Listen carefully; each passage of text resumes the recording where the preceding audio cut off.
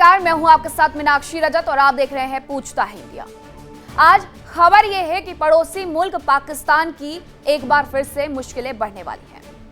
दरअसल middle east में जंग की वजह से पाकिस्तान की मुसीबतें बढ़ गई हैं और अब पाकिस्तान के लिए हालात असमंजस वाले हो गए हैं। एक तरफ पाकिस्तान का दोस्त और दानदाता सऊदी अरब है, दूसरी तरफ मिडिल ईस्ट का सुल्तान ईरान है और पाकिस्तान दोनों ही को नाराज करने की स्थिति में बिल्कुल भी नहीं है।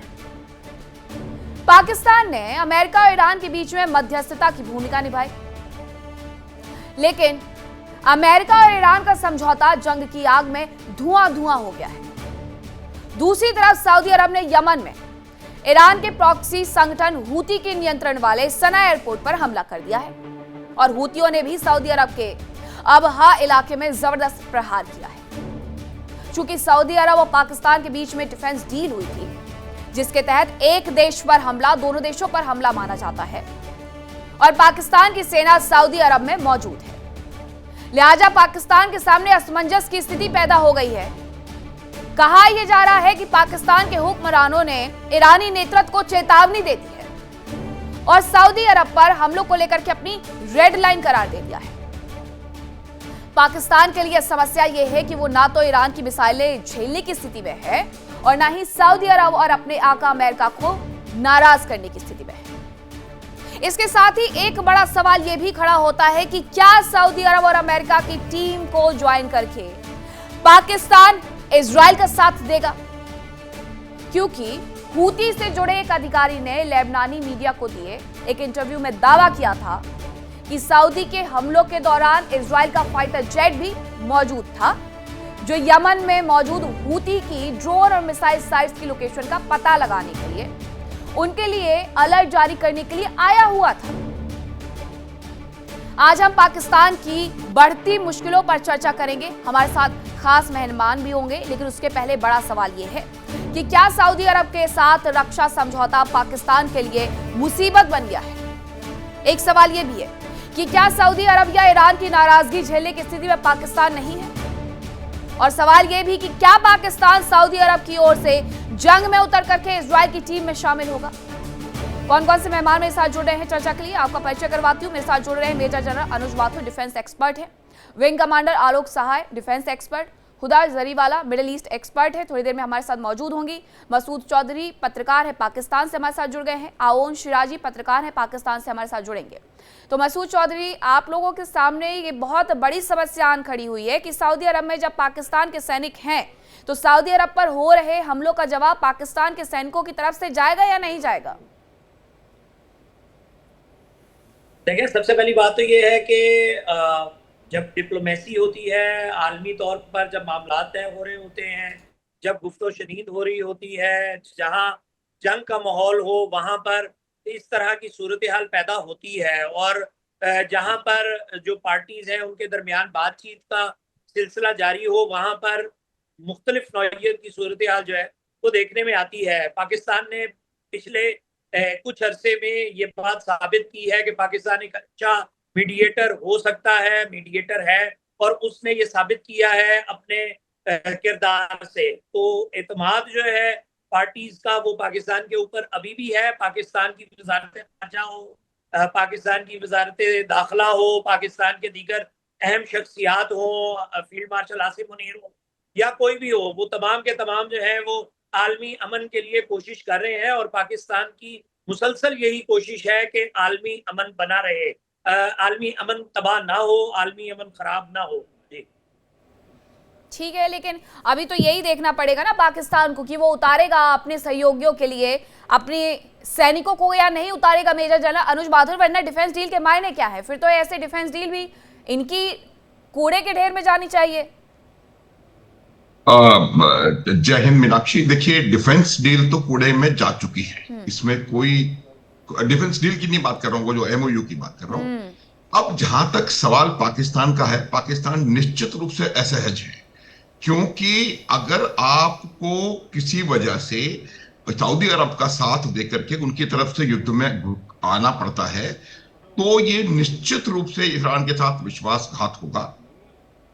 दूसरी बात, जो मध्यस्थ बनने का प्रयास किया जा रहा था, वो प्रयास जो है उसको चोट पहुंचेगी, क्योंकि मध्यस्थ एक तरफ की साइड नहीं ले सकता। हालांकि पाकिस्तान का जो रवैया है वो शुरू से प्रो यूएस कहीं ना कहीं रहा है, तो मेरा ये मानना है कि वो भी एक उनके लिए काफी असहज स्थिति है। तीसरी बात यह है कि जिस प्रकार से उनके अपने हालात, आज बलूचिस्तान में क्या हालात हैं, पीओजेके में क्या हालात हैं, खैबर पख्तूनख्वा में क्या हालात हैं, अफगानिस्तान के साथ क्या हालात हैं, उन तमाम हालात को ध्यान में रखते हुए मुझे लगता है कि उनको पहले आलमी अमन से पहले अपने देश में अमन को कहीं ना कहीं कायम करने की कोशिश करनी चाहिए। काफी ज्यादा हालात मुझे लगता है खराब हैं वहां पर। तो ओवरऑल जो असेसमेंट है वो ये है कि जो आपका सऊदी अरब के साथ वो पैक्ट है, वो पैक्ट आज सऊदी अरब आज कहीं ना कहीं इजराइल की तरफ भी झुकता हुआ नहीं कहूंगा, इजराइल के साइड में, इजराइल के साथ कहीं ना कहीं दिखाई दे रहा है। वो मुझे उसकी वजह बताता हूं। देखिए कि ये बात बिल्कुल निश्चित है कि जो पश्चिम एशियाई देश हैं वो, उनको अगर सिक्योरिटी चाहिए तो उस सिक्योरिटी की गारंटी कोई भी पश्चिम एशियाई देश मुझे लगता नहीं कि दे पाएगा। ईरान कतई नहीं, क्योंकि ईरान की खुद की परिस्थिति इतनी ज्यादा खराब हो गई है, उनको काफी नुकसान हुआ है मिलिटरीली और हर प्रकार से, तो वो किसी तरीके से किसी को तो कहीं ना कहीं इनको झुक जाना पड़ेगा पश्चिम एशियाई देशों को। और ये बात बिल्कुल साफ, एक सेकंड मीनाक्षी, ये बात बिल्कुल साफ है। हाँ, ये बात बिल्कुल साफ है कि अगर पश्चिम एशियाई देशों को किसी भी चीज, इस प्रकार की चीज की आवश्यकता है, तो उनको रास्ता एक ही नजर आ रहा है। दूसरा रास्ता शायद चीन की तरफ है, जो कि मुझे खुलता हुआ दिखाई नहीं दे रहा। एक ही रास्ता है और वो अमेरिका का है। तो आने वाले कम से कम 10 से 15 साल तक कोई भी पश्चिम एशियाई देश अमेरिका का साथ नहीं छोड़ सकता, पहली बात। दूसरी बात, ये जो अब्राहम अकॉर्ड्स की बात अमेरिका ने करी थी, मुझे लगता है कि कई और देश इसमें आगे आने की संभावना है। उसकी वजह मैं बताता हूं। देखिए, इजराइल इज ए रियलिटी, और उस रियलिटी को जितना जल्दी आप स्वीकार करेंगे उतना मेरे हिसाब से बेहतर रहेगा। पाकिस्तान के लिए दुविधा निश्चित रूप से है। हाँ, जब इजराइल ने ही ईरान ने ही जब इजराइल को एक वक्त पर स्वीकार कर लिया था, तो अब नाना करके कुछ बहुत ज़्यादा होने नहीं वाला है। लेकिन पाकिस्तान के हिस्से ये बार बार इस तरीके की मुश्किलें आती हैं आवंश राजी, तो अब इस मुश्किलों का समाधान पाकिस्तान को कुछ नज़र आता है। देखिए, सऊदी अरब पर हमला यानी पाकिस्तान पर हमला। पाकिस्तान की सेना सऊदी अरब में तैनात है। पाकिस्तान की सेना क्या कोई कदम उठाएगी सऊदी अरब के लिए? और अगर कदम उठाया तो हूतियों पर हमला करके सीधे सीधे इजराइल का साथ दे करके अमेरिका को आप भले ही खुश कर दें, लेकिन ईरान को नाराज कर देंगे। देखिए, बिल्कुल पाकिस्तान के हवाले से बात करें तो पाकिस्तान ने हमेशा दुनिया में नामुमकिन को मुमकिन किया है। पाकिस्तान ने दुनिया नामुमकिन समझ गई थी तो पाकिस्तान एटमी ताकत बना है। पाकिस्तान ने अभी मई में देख ले, ज्यादा पीछे ना जाए, अपने से 6 गुना बड़े दुश्मन मुल्क के राफेल गिराया है। दुनिया में किसी ने आज तक राफेल नहीं गिराए, पाकिस्तान ने राफेल गिराए हैं। अच्छा। उसके अलावा पाकिस्तान ने दुनिया में वो काम कर दिखाया, अमेरिका और ईरान को एक टेबल पे बिठा दिया और दोनों के दरमियान जो है वो अमन मुआहिदा करवाया। अब दोबारा एक लड़ाई का जो है मामला सामने आ रहा है। देखिए, आपको पाकिस्तान को अप्रिशिएट करना चाहिए। पाकिस्तान कोई साथ, अरे भाई, आप अपनी स्थिति बताइए सर शिराजी, अपनी स्थिति बताइए। ये जो आपका बबल है या जो झूठ है, वहां किताबों में पढ़ करके, लिख करके, मीडिया में दिखाते हैं, लोगों को सच पता है। भैया आगे बढ़िए और बताइए कि पाकिस्तान क्या करने वाला है इस स्थिति में जब वो एमओयू साइन करके सऊदी के साथ फंस गया है। अगर क्या पाकिस्तान ने अमेरिका और ईरान के माबैन पीस डील नहीं करवाई? कौन सी वाली? जो अभी हमले चल रहे हैं, जो अभी हमले चल रहे हैं तेहरान में, जो अभी हमले चल रहे हैं, जो अभी हमले चल रहे हैं, उसके बारे में आप बात कर रहे हैं। और बात सुने, काले कपड़े पहन के, मेकअप करके, और मेरी सुने बात, एंकर कोई नहीं बन जाता। एंकर तब बनता है जब बराबर का टाइम दिया जाए, और कम से कम बराबर का टाइम नहीं भी दे। मुझे पता है आपने बराबर का टाइम मुझे नहीं देना, क्योंकि मैंने आपकी सुई में धागा डाल देना है। तो मुझे कम से कम 1/4 टाइम दे दे, तो फिर बात मुकम्मल हो जाएगी। मैं ये कह रहा था कि पाकिस्तान को मालूम है, आप पाकिस्तान की टेंशन ना ले, पाकिस्तान की चिंता मत करें। पाकिस्तान को मालूम है कि पाकिस्तान ने किस अंदाज में आगे चलना है। और पाकिस्तान ने अगर सऊदी अरब के साथ पीस डील किया, पाकिस्तान ने किसी को मदरलैंड नहीं कहा। पाकिस्तान ने सऊदी अरब से भीख ली है, फादरलैंड नहीं है। इसराइल मोदी जी का फादरलैंड है। मीनाक्षी जी फिक्र करें, पाकिस्तान की फिक्र करने की आपको जरूरत नहीं है। मैं आती हूँ सर आपके पास। विंग कमांडर आलोक साय जी भी कुछ कह रहे थे सर, अगर परीक्षा में प्रश्न पूछा जाए कि पेड़ कैसे लगाया जाता है, तो आप ये बताएंगे हमारे पास तो बहुत फलदार है, हमने वहां से एक काटा था और वहां पर एक लगाया था। आप ये नहीं बताएंगे कि हमने कैसे लगाना है, हमें वो नहीं पता। मीनाक्षी जी नमस्कार। पाकिस्तान बहुत ही काबिल तारीफ उसने काम किया। ये 4-5 दिनों तक उसने अमन शांति MOU से बहाल करवा दी। जो चाहते थे ट्रम्प साहब, कुछ दिनों का उनको समय चाहिए था अपने एयर डिफेंस मिसाइल्स के प्रोडक्शन करके डिप्लॉयमेंट करने के लिए। पाकिस्तान को मुबारकबाद है इस बात का कि CPSC कॉरिडोर जब चाइना का हेल्प मदद आना बंद हो गया तो अब वो सऊदी अरेबिया के पास उसने एक दानी खोजा है, वहां कटोरा लेके जाने का एक देश मिल गया उनको, और अपनी सेना भेज करके ये तो बल्कि ये अपनी, भाई मेरे पास सेना है, मेरे पास एटम बम है, मेरे पास एटम बम है, मैं जाऊं, मैं कोई भी मेरे को दे दो। शिराजी साहब, आप तो एंकर को समझा रहे थे, आप पर तमीज सीखिए। आप जब बोले तो हमने बोला कभी? तमीज सीखिए, बात करने का तरीका सीखिए, सलीका सीखिए। मैं बोल रहा हूं, आप सुनिए, फिर आप बोलेंगे, आप अपना बोलिएगा। जी हाँ जी। तो ये जो है एक कटोरा लेकर के पहले अब आए हैं ये सऊदी अरेबिया के पास। अरे इनको ये पता नहीं है, वहां भी ये फंसने वाले हैं मीनाक्षी जी, मैं आपको बता रहा हूं। अभी देखिए हूती पे आक्रमण करेंगे तो ईरान से इनके क्या हालात होंगे। ईरान के से अगर लपेटे में आते हैं, ईरान के खिलाफ अगर ये उतर जाते हैं, और ईरान का भी सबसे बड़ा शुभचिंतक कौन है जो उसको प्रोटेक्शन दे सकता है अमेरिका के खिलाफ, जिसके जहाज आए थे अभी बे ऑफ ओमान में, वो है चाइना। तो क्या चाइना के खिलाफ ये लड़ेंगे? अगर चाइना उतर जाए वहां तो इनकी हालत अभी बड़ी साफ होने वाली है कुछ ही दिनों में। अभी हूती मामले में एक क्लियर हो जाएगी। अब ये जाकर के सऊदी अरेबिया से कहेंगे कि भाई इस मामले में मेरे को डायरेक्ट मत लपेटो, और ये देखिए मतलब कितने गर्व से ये कह रहे हैं कि इन्होंने शांति बहाल कर दी। मतलब पूरा मिडिल ईस्ट जल रहा है, पूरी अशांति हो गई है, चारों बल तेल के भाव हाहाकार मचा हुआ है, और क्या शांति इन्होंने लाई है वहां पे। वाह, इनके लिए तो क्या मीडिएटर का रोल प्ले किया है। जंगे टीवी स्क्रीन पे नहीं लड़ी जाती, जंगे आसम मुनीर लड़ता है, जो 4 दिनों के अंदर बल्कि 1 दिन में इंडिया को जो है घुटनों पे बिठा देता है। जंगे एक मिनट प्लीज सुनिए मेरी बात। पूरी दुनिया में तारीफ की है। पाकिस्तान ने जो मीनाक्षी जी प्लीज सर। देखिए ये गान कभी बंद नहीं होने वाला है। देखिए ये जो स्वीकारेंगे नहीं इनके देश का हाल, और ये ऐसे ही लूटते रहेंगे।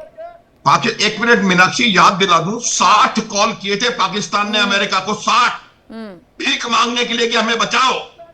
एक भी रफेल इनसे गिरा नहीं है, और 60 कॉल किए थे हमें बचाओ। और ये इनको पूरा इतिहास पढ़ा दो। 93,000 सोल्जर्स ने पतलून उतार करके ढाका में हमें पकड़ाई थी। उसके बाद एक मिनट भाई सुन ले, भाई साहब सुन लो। आपने इतने अच्छे एंकर को हमारे हिंदुस्तान की, आप इस बदतमीजी से उनसे बात कर रहे थे। आपको कुछ समाज में आपको बिल्कुल बातचीत नहीं है, और आपके कपड़ों पर टिप्पणी, मतलब ये anyway this man does not know what he is talking. Fact of the matter is कि जो ऑपरेशन सिंदूर की बार बार बात करते हैं, 60 कॉल किए थे इन्होंने अमेरिका को भीख मांगने के लिए कि हमें माफ करवा दो। इसमें कोई शक नहीं है, इनको सब पता है। असीम मुनीर 4 के 4 दिन बंकर के अंदर बैठा हुआ था, बंकर के अंदर। तो छोड़े उसको, मुद्दा वो नहीं है मीनाक्षी। आज मुद्दा ये है कि क्या पाकिस्तान एक दोराहे पर खड़ा है, निश्चित रूप से दोराहे पे खड़ा है। पाकिस्तान का हर एक इलाका उबल रहा है। बलोचिस्तान ने इंडिपेंडेंस घोषित कर दी है। खैबर पख्तूनख्वा में रोज मर रहे हैं, 42 सैनिक इसके एक दिन में मारे जा रहे हैं। इनके साथ दिक्कत तो यही है ना कि ये सच देखना ही नहीं चाहते। इनकी आंखों पर जो चश्मा पहना दिया गया है ISI की तरफ से, देखना वही है कि वहां बलूचिस्तान में क्या हो रहा है। नहीं, ये नहीं बताएंगे। ये बताएंगे कि बलूचिस्तान में सब बढ़िया चल रहा है, POK में सब बढ़िया चल रहा है, ये कभी नहीं बताएंगे। एक इंसिडेंट बता देता हूं मैं, ये अपने मुनीर कर रहे हैं ना। क्वेटा के नजदीक, क्वेटा में सदर्न कमांड हेडक्वार्टर्स है, इनका कोर हेडक्वार्टर्स है। वहां पर एक पुलिस पोस्ट को घेर के 250 लोगों ने 5.5 घंटे फायरिंग करी।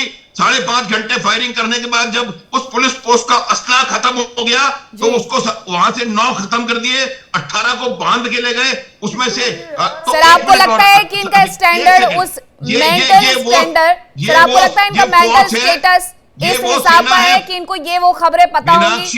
ये वो सेना है जो अपने खुद के पुलिस वाले को बचा नहीं पाई 5-5.5 घंटे।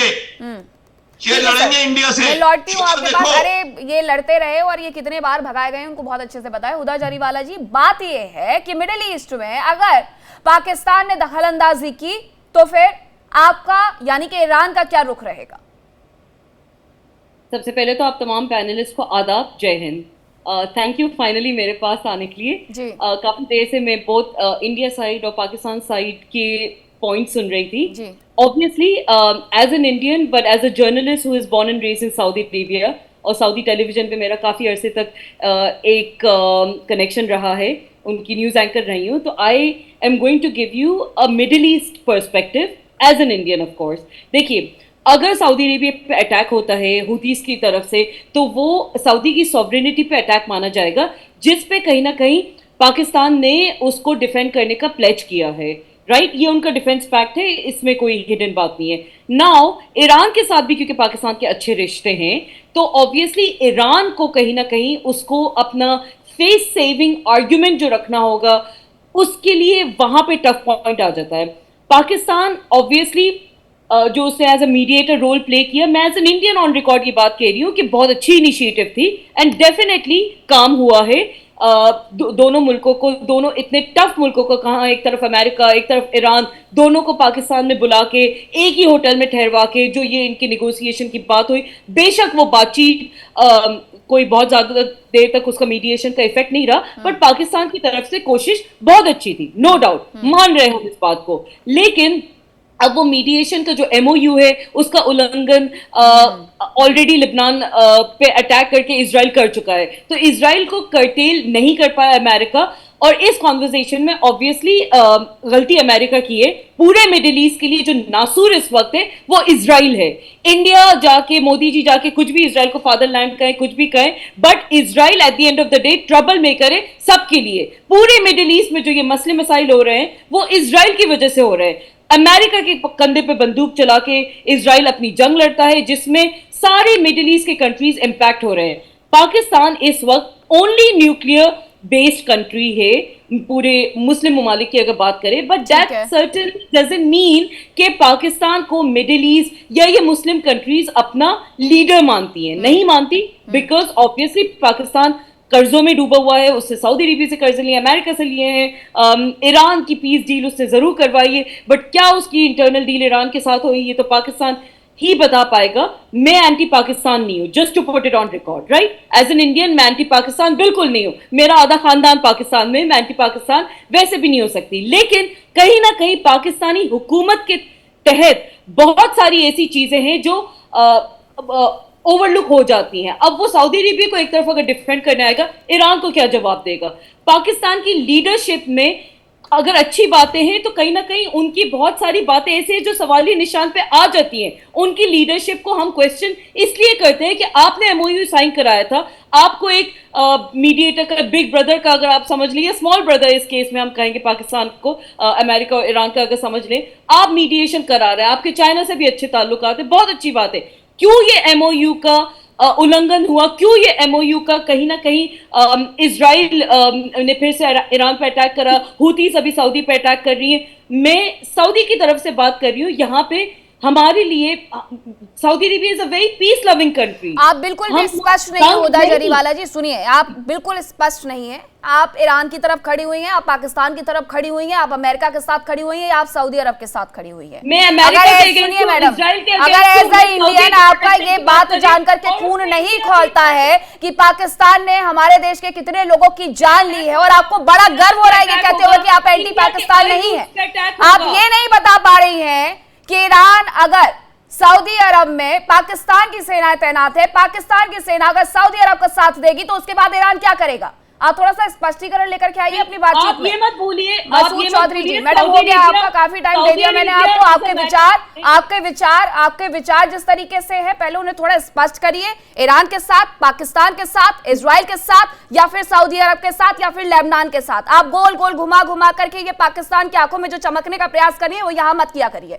मसूद चौधरी जी, आप तो बड़े मजे हुए पत्रकार है वहां के, आप हमेशा अपनी सच्चाई रखते हैं, तो इस बार सच रखने में पीछे क्यों हट रहे हैं? क्या वजह है कि पाकिस्तान अभी तक ये नहीं मान पाया है कि सऊदी अरब के ऊपर अगर हमला हुआ है तो ये पाकिस्तान पर हमला है? क्यों नहीं मान पा रहे आप लोग अकॉर्डिंग टू MOU? देखिए, सबसे पहले तो एक बात ये समझिए कि सऊदी अरब के ऊपर हमला पाकिस्तान के ऊपर हमला ही है जब सॉवरन गारंटी दी जाती है, जब गारंटर्स, मैडम मेरा ख्याल है कुछ बोल रही हैं मुसलसल। नहीं, वो बोलते रहेंगी जब तक शो चलेगा, आदत है उनके। बोलिए आप। मैं कुछ बात करना चाह रहा था, अगर इजाजत दे तो। आप बोलिए, अपनी बात रखिए पहले आप। देखें, जो बैनुल अक़वामी ताल्लुकात हैं वो कभी भी ऐसे नहीं होते कि क्लीन मतलब स्लेट दे दी जाए और एक के साथ आपका अच्छा ताल्लुक है तो दूसरे के साथ अच्छा ताल्लुक नहीं हो सकता, या दूसरे के साथ अच्छा ताल्लुक है तो पहले के साथ अच्छा ताल्लुक नहीं हो सकता। ऐसा नहीं है, हर किसी के साथ अच्छा ताल्लुक हो सकता है बैनुल अक़वामी तौर पर। दूसरी बात, जो पाकिस्तान का मुआहदा है सऊदी अरब के साथ, और फिर जो मौजूदा सूरत हाल है आलमी मंजरनामे में, उसके अंदर जो भी ये डेवलपमेंट्स हैं ये अलोंग द वे हैं, ये पैसेज है, ये रास्ता है अमन की जानिब। हमें ये चीज नहीं भूलनी चाहिए कि पाकिस्तान की मुसलसल कोशिश अमन के लिए है और खित्ते में अमन की खातिर है। इसी अमन की खातिर पाकिस्तान ने सऊदी अरब के साथ भी पैक्ट साइन किया है। इसी अमन की खातिर पाकिस्तान ने बैनुल अक़वामी तौर पर अमेरिका को भी इंगेज किया है। और आपके लिए एक खबर और भी दे दूं कि जो मुज़ाकरा, जिनकी MOU जो होता है उसने आगे बढ़कर मुआहदे की शक्ल इख्तियार करनी होती है। तो अभी MOU के बाद जो तमाम गुफ्तगू है वो जारी है, स्टेक होल्डर्स के दरमियान बातचीत जारी है, ऊंच नीच आती है, चीजें तब्दील होती हैं, इसमें बहुत ज्यादा जो है वो बहुत जल्द। आप लोग ये बात समझ ही नहीं पाते हैं एज अ जर्नलिस्ट। यहाँ पर मुझे लगता है कि मेरा आप लोगों से एक्सपीरियंस, तजुर्बा जरा कम ही होगा मसूद चौधरी और आवाम शिराजी जी, लेकिन अगर आप किसी देश के साथ खड़े हैं तो आप उस देश के साथ खड़े हैं, आपको ये चीज माननी होगी। जी सर। मीनाक्षी जी, मुझे बस एक बात पूछनी है जो मैं बड़ा कंफ्यूज रहता है। पाकिस्तान के यहाँ दो आदमी हैं, उनसे जरा पूछना चाहूंगा। अमेरिका, ये इजराइल दुनिया का सबसे खतरनाक, सबसे बदमाश और सबसे टेररिस्ट मुल्क इजराइल है। इन्होंने खुद कहा। इजराइल किसका बच्चा है? अमेरिका। इसका बाप कौन है? अमेरिका का बच्चा है। तो अमेरिका के दो ही बच्चे हैं आज देश विश्व में, एक इजराइल और एक पाकिस्तान। तो इजराइल पाकिस्तान तो भाई हुए ना भाई। अमेरिका का क्यों आप पूछ पकड़ के रहते हो? वही अमेरिका तो पाकिस्तान का, वही इजराइल को तो वही पाल रहा है ना। तो आप तो अमेरिका के बच्चे हो, उधर इजराइल अमेरिका का बच्चा है, तो आप दोनों तो भाई हो। आप झूठ मूठ का आपस में एंटी इजराइल क्यों अपना प्रोपेगेंडा करते हो? आप तो इजराइल के सपोर्टर है पाकिस्तान अमेरिका की तरफ से। ये मुझे समझ में नहीं आता है। आउन शिराजी कुछ कह रहे हैं। आप पाकिस्तानी नहीं है उदा, आपके पास में आऊंगी। बाकी जो दो पाकिस्तान के पैनलिस्ट हैं उन्हें बोलने का वक्त दीजिए। पहली बात ये है कि बात तो मैं ये कह दूं, ये जो मोहतरमा बैठी हुई थी ना, आपने इसको बड़ा तैयार करके ले आए कि इंडियन है, सऊदी अरब जर्नलिस्ट है, ये तो पाकिस्तान के छक्के छुड़ा देगी। उसने की हकायक पे बात, आप तक को लग गई आग, आपने उसकी कर दी आवाज बंद। अब आपको तो अच्छी ही लग रही है ना, फिर क्या हुआ? आप उनकी बातें करेंगे, आप नहीं करेंगे? सुन ले। पहले आप अपनी ना साबित का आलम देख ले, साबित की क्रेडिबिलिटी देख ले। मेहमान आपने खुद बुलाई, ठीक है, मेहमान आपकी आई, उसने जब बातें करनी शुरू की उसने हकायक बताना शुरू कर दिया। शिराजी जी, वकील बनने की आवश्यकता मेरे शो में तो कतई नहीं है। आपको अपना पॉइंट रखना है तो रखिए, वरना मेहमान तो आप भी हैं मेरे। लताड़ना मुझे बहुत अच्छे से आता है, अगर आप बाहर जाएंगे लिमिट से तो। कुछ कह नहीं रही हूं तो इसका मतलब ये मत समझिएगा कि आकर के खड़ी हो गई और कुछ जानती नहीं हूं। पाकिस्तान के एक एक नस से वाकिफ है इस देश का बच्चा। हाँ, और आउन शिराजी यहाँ पे आकर के किताबें पढ़ के सुनाएंगे हमें। आऊंगी उदा, आपके पास भी आऊंगी, रुकिए जरा। मुझे इस वक्त इस वक्त डर जो है, जो मुझे खौफ है, वो इन मोहतरमा ने कहा था कि अरे भाई साहब अपने यहाँ की मोहतरमाओं के लिए खौफ मनाइए, आपके पास पॉइंट है तो रखिए, मेरी डिबेट का वक्त जाया मत करिए। आउन शिराजी, मैं आपको लास्ट मौका दे रही हूँ, आपको अपनी बात रखनी है तो रखिए, यहाँ वकील किसी का बनने की कोई आवश्यकता नहीं है। हुदा जरीवाला खुद अपना पॉइंट रख सकती है, ठीक है? That was wrong. की फैमिली के साथ क्या होगा, जिन्होंने कहा मेरी आधी फैमिली पाकिस्तान और आधी इंडिया में है, और मोदी के हिंदुत्व में हकायक पे बात करने वाला, जिसने बताया कि पाकिस्तान पीस लवर है, एक इंडियन ने कहा और आप कह रही हैं इसीलिए आपका देश गर्त में है, इसीलिए आपका देश गर्त में है क्योंकि आपके जैसे वहां पर जर्नलिस्ट हैं। आपका देश इसीलिए गर्त में है क्योंकि आपके जैसे जर्नलिस्ट वहां पर हैं जिन्हें पॉइंट्स पर बात करनी आती ही नहीं है। मेजर जनरल अनुज माथुर, मुझे लगता है कि एक पढ़े लिखे डिबेट में जिसमें थोड़ा सा दिमाग लगाने की आवश्यकता होती है, ये वो लोग तो नहीं है जो दिमाग लगा सकते हैं। इन्हें एक समझ ही नहीं आ रहा कि मिडिल ईस्ट में आखिरकार चल क्या रहा है। मिडिल ईस्ट की आग ये कब इस एशियन कंट्रीज तक पहुंच जाएगी, ये समझ ही नहीं पा रहे हैं कि ये कब हो जाएगा। अगर पाकिस्तान गलती से कूद गया तो उस जंग की आग पूरे एशिया में फैल जाएगी। फिर देखिए मीनाक्षी बिल्कुल क्लियर है, इनको कुछ बातें समझने की आवश्यकता है। अपने अंदरूनी हालात देख लें, इनको खुद पता है कि पिछले 40-50 साल से आतंकवादियों को कौन पाल रहा है। जैश ए मोहम्मद कहाँ है, लश्कर ए तैयबा कहाँ है। एक मिनट, जब आप बोल रहे थे मैंने एक वर्ड नहीं कहा। आप जब बोल रहे थे एक शब्द नहीं कहा, मैंने आप शांत रहे। मेंटल लेवल नहीं है भाई कि आप बैठ करके वेटरन के साथ आप बैठकर ये मैं कह रहा था कि ये दीजिए जी सर। तालिबान के जन्मदाता हर चीज के अमन नाम का शब्द पाकिस्तानियों के मुंह से ठीक नहीं लगता, पहली बात। दूसरी बात मैं ये बता रहा हूं कि आप अपने अंदर आज जो हालात हैं उन पर झांक लीजिए, फिर बात करिए। तीसरी बात मैं ये बता रहा हूं कि ये जो मेमोरेंडम ऑफ अंडरस्टैंडिंग की बार बार बात हो रही है, वो ऐसी लीपअप होती थी जिसको कि पहले दिन से पता था कि ये कभी भी कामयाब होने वाला नहीं है। क्योंकि एक तो जो इसको आगे होगा इसके बाद से तो ये बिल्कुल क्लियर कट, क्योंकि जो क्या होता है देखिए, जो कोर इश्यूज थे उनको हाशिए पे डाल करके इन्होंने, अमेरिका ने जो कहा उसको करने की पूरी कोशिश करी। और मेरे को लगता है कि इसको आप छोड़ दें कि किसने क्या किया। आज अभी परिस्थिति यह है कि लगातार सऊदी अरब के ऊपर हमले हो रहे हैं, इजराइल साथ में खड़ा है। अब अगर ये साथ में जाएंगे तो उनका स्टेटस क्या रहेगा, ये अपने आप सोचने की इनको आवश्यकता है। और मेरी सलाह रहेगी पाकिस्तान को कि अपने अंदरूनी हालात सुधार लें। मैंने उदाहरण दिखा दिए आपको 3-4 जिस प्रकार के हुए हैं, और जिस सेना की आप बात कर रहे हैं वो पिछले 3 महीने से अफगानिस्तान से पिट रही है। तो मेरे को ये कहने की आवश्यकता नहीं है कि कौन कहां पर क्या जा रहा है। आज परिस्थिति यह है कि पाकिस्तान एक निश्चित रूप से दो राह पर खड़ा हुआ है, जहां उसको चूज करने की आवश्यकता पड़ने की संभावना बनी हुई है। हमको इसको इस तरह से समझना चाहिए कि अगर आपका इनके साथ पैक्ट है तो उस पैक्ट के चलते क्या आप ईरान के खिलाफ लड़ाई में आएंगे? अगर आएंगे तो हाँ, नहीं आएंगे तो बताइए कैसे नहीं आएंगे। और फिर क्या आपकी जो पीछे हालात हैं उसको देखते हुए क्या आपके किस प्रकार की, आप पूरी दुनिया में अमन स्थापित करने की कोशिश कर रहे हैं। अफगानिस्तान से आप युद्ध लड़ रहे हैं, ओपन वॉर हो रही है अफगानिस्तान से, तो इसका कोई जवाब नहीं है। बलोचिस्तान ने इंडिपेंडेंस डिक्लेयर कर दिए, उसका कोई जवाब नहीं है।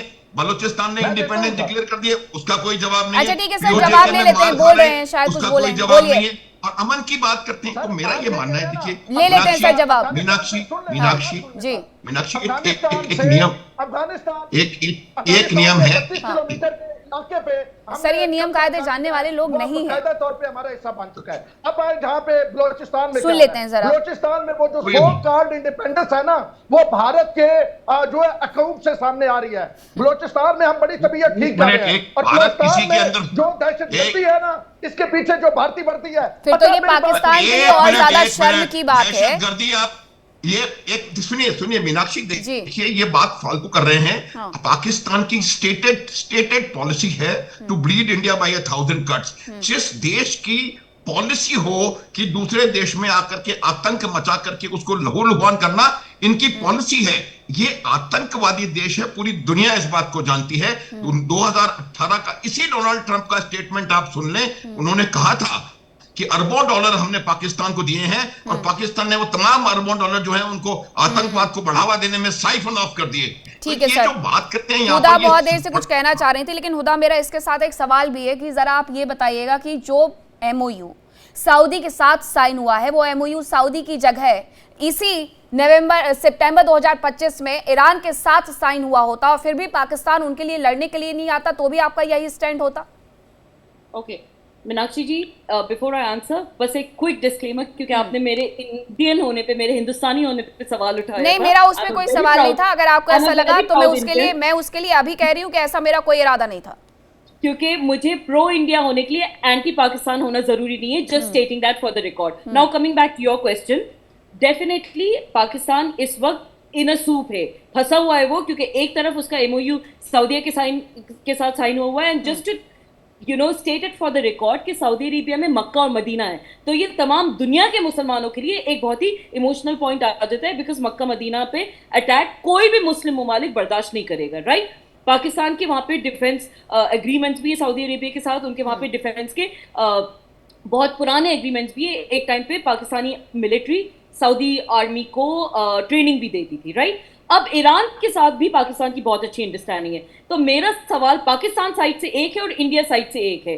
पाकिस्तान साइड से मेरा सिर्फ इतना सवाल है कि आप सऊदी अरेबिया को डिफेंड करेंगे तो ईरान को क्या जवाब देंगे, बिकॉज इस वक्त ईरान के साथ भी आपको ताल्लुक खराब नहीं करना है, बिकॉज स्ट्रेट ऑफ हॉर्मुज़ से सारी चीजें बहुत इंपॉर्टेंट है। इंडिया साइड से सिर्फ एक ही सवाल है कि अटल बिहारी वाजपेयी जी खुद प्रो पैलेस्टाइन एंटी इजराइल थे, आज का इंडिया प्रो इजराइल कैसे हो सकता है? वो एक जेनोसाइडल स्टेट है और हम सबको प्रो पैलेस्टाइन एंटी अच्छा ठीक है, मैं बताती हूँ आपको। जैसे ईरान ने 1948 में इजराइल को मान्यता दी थी, आपको याद होगा, और फिर उसके बाद वो एंटी हो गया। ठीक है, मुझे लगता है ये जवाब आपके लिए काफी होगा। मसूद जी, आपकी तरफ से एक सवाल उन्होंने पूछा था, उसका जवाब आप दे दीजिए। को सपोर्ट नहीं कर सकते मीनाक्षी जी। जेनोसाइड आपको लग रहा है जिस कंट्री में 7 अक्टूबर 2023 हुआ हो, वो जेनोसाइड कर रहा है, उसे अपने लिए लड़ने का अधिकार नहीं है, उसे अपने लिए लड़ने का अधिकार नहीं है। आप मुझसे डिबेट करने के लिए नहीं आती है, मुझे जो जवाब देना था मैं दे चुकी हूँ। मसूद चौधरी जी, उन्होंने आपसे एक सवाल पूछा था, उसका जवाब आप दीजिए। मीनाक्षी जी, सबसे पहले तो एक अर्ज ये है कि जो खातून आपने बुलाई हैं, मैं इनकी राय से बहुत सहमत हुआ हूँ और ये बहुत अच्छा तज्जिया कर रही हैं, इनके तज्जिए में बहुत वजन है। दूसरी बात ये कि इंडिया ने चाबहार के अंदर एक बहुत लंबी चौड़ी इन्वेस्टमेंट की। जनरल साहब जानते हैं कि चाबहार से एक कॉरिडोर बनना था जिसने अफगानिस्तान जाना था। अब अमेरिका चाबहार के ऊपर बमबारी कर रहा है। मोदी साहब जो हैं वो ईरान भी नहीं जा सके, जाहिर है उनकी कुछ गल्फ के अंदर मिडिल ईस्ट में जो है वो इंगेजमेंट थी। अब जाहिर है कि जो इस वक्त की मौजूदा सूरत हाल है उसमें जो इंडिया की सूरत हाल है उसकी वजह से गुस्सा पाकिस्तान की तरफ नेचुरल है, हम समझ सकते हैं। लेकिन दूसरी जानिब इंडिया की जो इन्वेस्टमेंट ईरान के अंदर डूबी है उसके बारे में क्या कहेंगे? और तीसरी जानिब जो गल्फ के हालात हैं और जो गल्फ की बात है, फिर पेट्रोलियम की जो मामलात हैं, जाहिर है अगर स्ट्रेट ऑफ हॉर्मुज़ बंद रहती है तो उसका इंडियन अवाम को भी नुकसान है।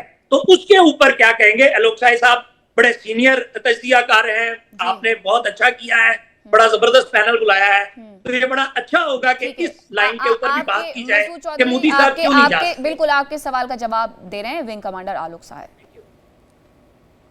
पहले तो मीनाक्षी जी, मैंने इन लोगों से एक सवाल पूछा था कि अमेरिका के 2 बच्चे हैं, पाकिस्तान और इजराइल, ये दोनों भाई भाई हैं, तो फिर ये कैसे क्या रोल प्ले कर रहे हैं? इसका जवाब इन्होंने दिया नहीं है। दूसरी बात मैं ये पूछना चाहता हूँ, क्या आप अमेरिका के बच्चे नहीं हैं? अमेरिका आपके साथ नहीं खड़ा है, हर इशू पे खड़ा है, तो आप तो अमेरिका के साथ आप उसको सहला रहे हैं, आप उसके पैर दबा रहे हैं। उस अमेरिका का जो इजराइल जिसको पाल पोस रहा है, जो अपने इजराइल, तो आपको तो अमेरिका के खिलाफ विद्रोह कर देना चाहिए कि इजराइल जैसे देश को अमेरिका कैसे कर रहा है सपोर्ट। आप जितना इजराइल के खिलाफ जहर उगलते हैं तो अमेरिका के खिलाफ क्यों गिर जाते हैं? ये मुझे समझ में नहीं आया। दूसरी बात मैं कहना चाहता हूं, एक बड़ी अजीब बात है कि जो देश अपने अंदर में बलूचिस्तान नहीं बचा पा रहा है, खैबर पख्तूनख्वा नहीं बचा पा रहा है, पीओके नहीं बचा रहा है, पूरा इंटरनेशनल मीडिया के सामने दिख रहा है, वो देश सऊदी अरेबिया को बचाने के लिए गारंटी दे रहा है।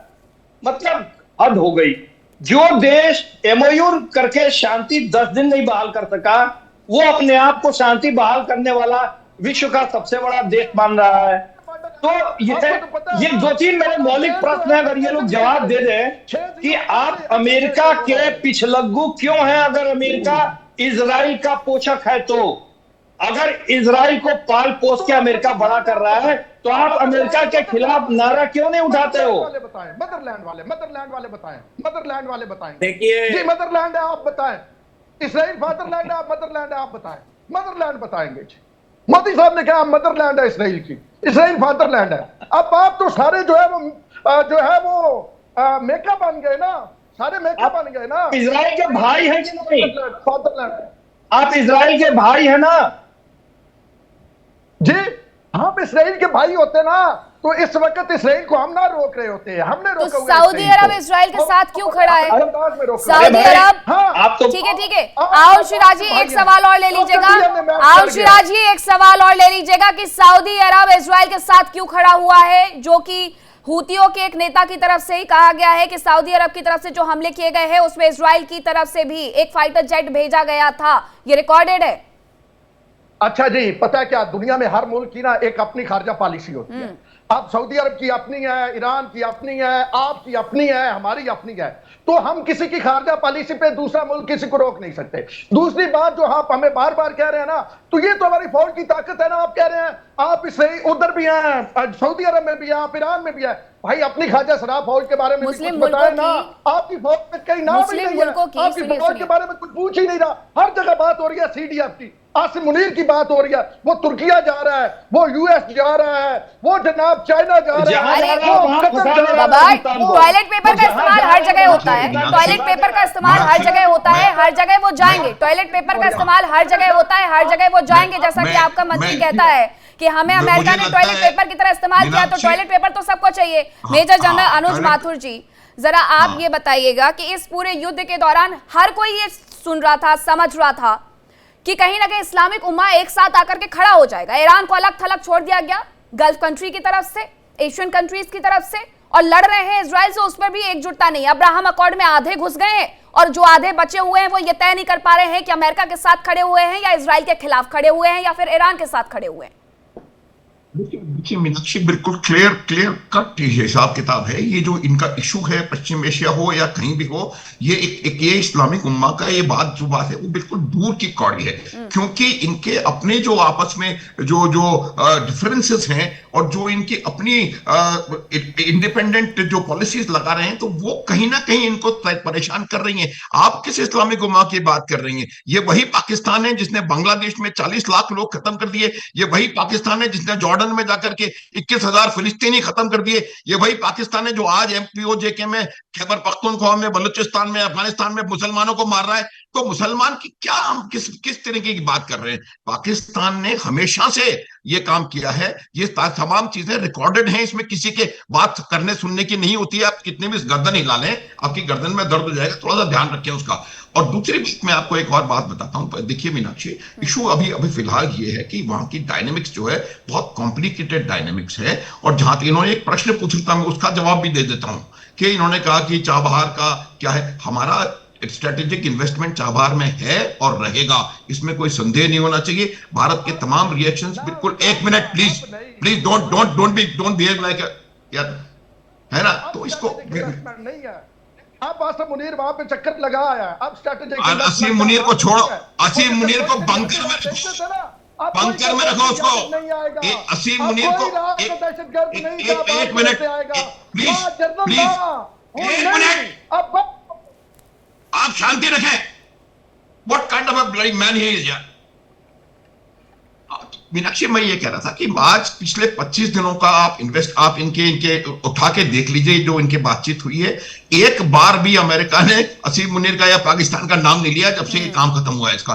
तो मेरा ये मानना है कि देखिए, हर चीज की अपनी अपनी रिक्वायरमेंट्स होती हैं। अमेरिका का अपना इंटरेस्ट है और उस इंटरेस्ट में अमेरिका के लिए थोड़े दिनों के लिए जरूरत था, फिर उसको प्रयोग करके और उन्होंने वहीं फेंक दिया, जो कि इनके ख्वाजा आसिफ कहते हैं, जिसको बिल्कुल सही कहते हैं वो। इसमें मुझे कोई संदेह नहीं है। और जहां तक सवाल जो पॉलिसीज का होता है, देखिए आप अपनी पॉलिसीज को ऐसे मल्टी डायरेक्शनल पॉलिसी नहीं बना सकते। इजराइल और अमेरिका एक हैं, और अगर आप अमेरिका के साथ हैं तो आप इजराइल के साथ हैं, इसमें कोई संदेह नहीं होना चाहिए, चाहे आप इजराइल को कुछ माने अथवा ना माने। तो ये इनको थोड़ा समझ इनको चाहिए, समझ जिस भी युद्ध में कूदा है, और मैं मीनाक्षी एक और बात, ये बार बार असीम मुनीर का नाम ले रहे हैं। असीम मुनीर रावला कोट जाए वो ज्यादा बेहतर रहेगा, असीम मुनीर क्वेटा जाए वो ज्यादा बेहतर रहेगा, कहीं और दाएं बाएं ना घूमे, ध्यान रखो, बिल्कुल आगे कुछ और ना हो जाए कहीं पीछे से। असीम मुनीर ये पाकिस्तान जो है वो डेमोक्रेसी है कि नहीं इनके यहाँ? मैं इनसे एक बात पूछना चाहता हूँ, ये कैसा डेमोक्रेटिक स्टेट है कि इसके पाकिस्तान के जितने पत्रकार और रिप्रेजेंटेटिव यहाँ बोल रहे हैं वो सारे जनरल का नाम ले रहे हैं, अभी तक एक बार भी शहबाज शरीफ का नाम किसी ने नहीं लिया। अरे आपका नेता कौन है भाई? जनरल है। क्या डेमोक्रेसी है आपके यहाँ? कैसी डेमोक्रेसी है? क्या ये डेमोक्रेसी है? इतना जूता क्यों चाटते हैं आसिम मुनीर का? क्या आसिम मुनीर के लिए दो शब्द नहीं सुने जा रहे? सही कहा उन्होंने, क्वेटा भेजिए, जाकर के पीओके में भेजिए, वहां पर भी तो जरा हाजिरी लगाएं।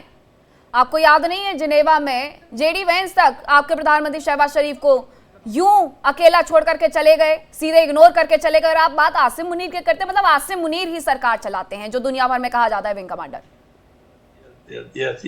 तो ये बड़ी शर्म की बात है, पाकिस्तानियों के लिए बड़े शर्म की बात है ये, कि अगर वहां के जनरल, वहां के नेता को खुद मान रहे हैं कि जनरल इनका नेता है, कितने शर्म की बात है एक प्रजातांत्रिक देश में। या तो ये कहें कि हमारे यहाँ सैनिक सरकार है, डेमोक्रेसी नहीं है। जिस जर्नल ने दुश्मन को 4 दिनों में घुटनों पे बिठाया हो ना, उस जर्नल का प्राउड होकर नाम लिया जाता है। आसिम मुनीर, सैयद